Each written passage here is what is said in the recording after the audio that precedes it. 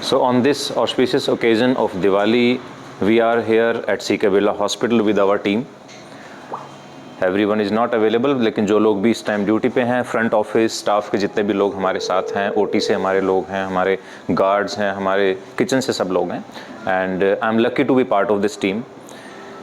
दिवाली का क्या मतलब होता है कि हम डार्कनेस से लाइट की तरफ जाते हैं, एंड वी आर फॉर्चुनेट कि हमारे पास जितने भी फैमिलीज आती हैं, जितने भी लोग आते हैं, जितने भी पेशेंट्स आते हैं, उनकी लाइफ में किसी न किसी वजह से, किसी डिजीज़ की वजह से डार्कनेस है, and we are fortunate that we convert that darkness to light.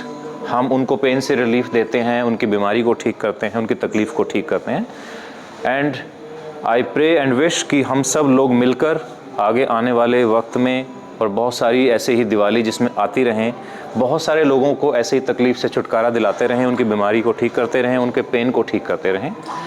हमारी टीम इसमें पूरा कमिटेड है कि जो भी फैमिली यहाँ आए वो स्माइल करते हुए, खुश होकर और सेटिस्फाइड होकर यहाँ से जाए। So on this occasion of Diwali, me, my team, and on behalf of CK Birla Hospital, we wish everyone a very happy Diwali. Thank you very much, and thanks for trusting our team. Thank you.